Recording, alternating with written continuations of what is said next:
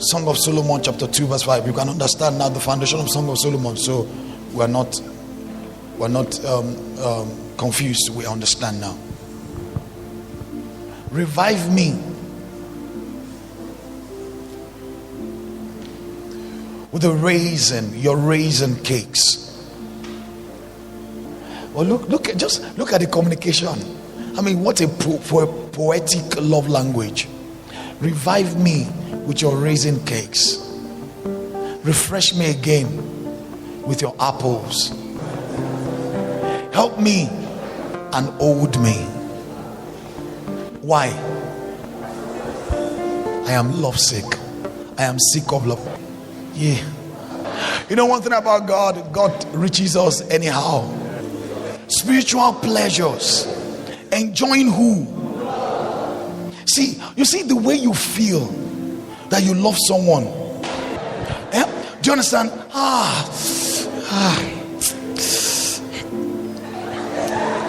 And then when you see the person, probably you'll be coordinated before. When the person pass, though it is 10 a.m., say good night. Oh no, sorry.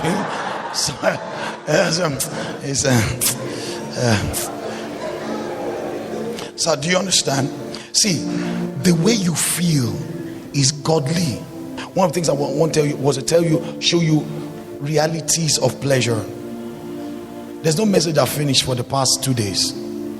Realities of pleasure. The first point there is that God is a God of pleasure. God is the root of all pleasure. The fifth point was that what happened was that the devil perverted it. That you love someone and you love the person crazy. It's actually God that put it in there, but there's a perversion. So I want you to understand, and that's why I told you, when you begin to pleasure in God, sir, you will lose the pleasure of sin.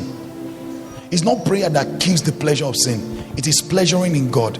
Because when your pleasure thermometer reaches the boiling point, 100 degrees centigrade, you will not have any other desire for any other thing. The reason why you haven't desire, or probably you finish such a retreat as this and then suddenly you still go back messing up, is because you didn't get it.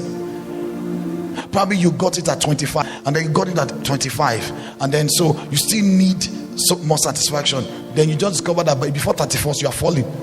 Before you even cross to 1st of January, you have messed up totally. You now begin to regret. Was it not 2 days ago I finished Gilgal? Are you with me, somebody? So now he said, I am lovesick. I am longing for more. Do you understand? Now listen, sir. Do you notice, sir, for every one of us who had fallen in love with someone before and was lovesick, immediately the person comes, what happens? What happens? You are okay. True. You will be balanced. The next thing, from nowhere, they brought, they say no. They brought that, they say no. See what they brought? They brought shawarma. No. They brought ice cream. No. Chicken and chips.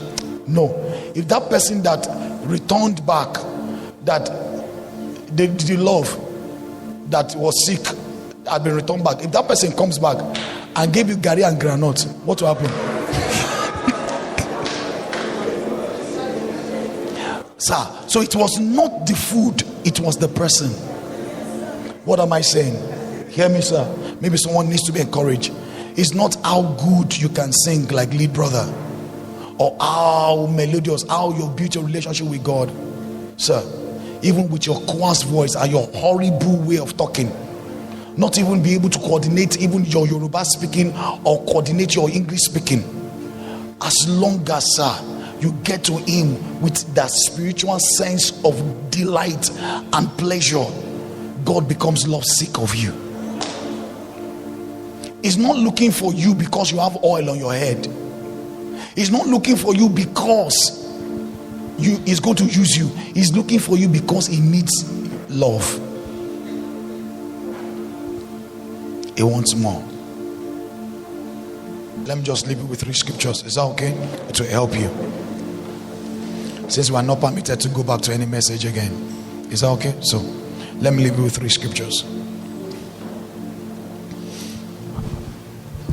Psalm 37 verse 4, Passion.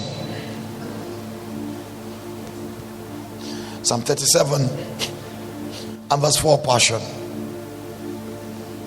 First Peter chapter 4 verse 2, passion. First Peter chapter 4 verse 2, passion.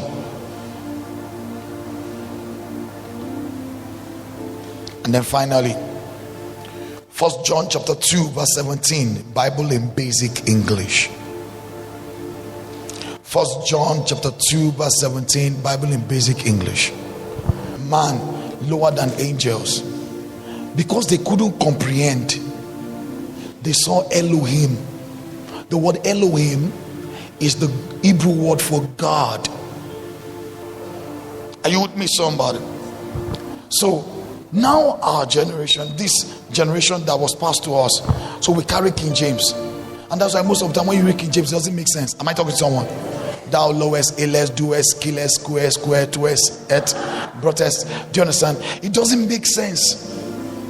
Then suddenly God began to stir up some young other men. I won't say young men because some of them are even early 60s.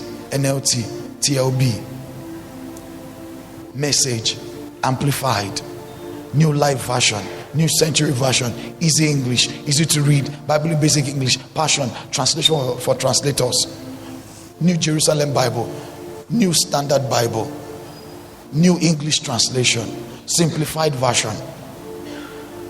Do you understand? And so they began to bring it to our modern day English, still under, and there is a regulatory body that makes it ensure that they don't go offline just to try to impress someone. Are you getting me, sir? I'm taking my time to say this so you can come out of the cocoon of religion. And there's someone will tell you that if you don't have the hardcover, you don't have God. It's not true, sir. Can I help you, sir? None of those men of God in the Bible carried the Bible. Because then the Bible was not a compendium. The Bible was in scrolls, and the scroll was in just one temple, and you have no right to go and read it. It's the high priest that takes it from the holies of holies in the middle of the ark of the covenant and the mercy seat, of which if you enter anyhow you will die. The presence of God in the beauty of his holiness will slay you. So it's not even what they pick every Sunday. So don't let anybody, I don't know, sir, please forgive me, I'm a small boy, I'm making sense, I'm just making sense. Make your choice. So don't let anybody tell you that if you don't carry Bible, you are not in line. It's not true. It can't be true. You know the real word of God? The real word of God is in your spirit. So what this does is to help you. Could be a haha, kalos, so. You know what the Bible said? The letter killeth. Speak it.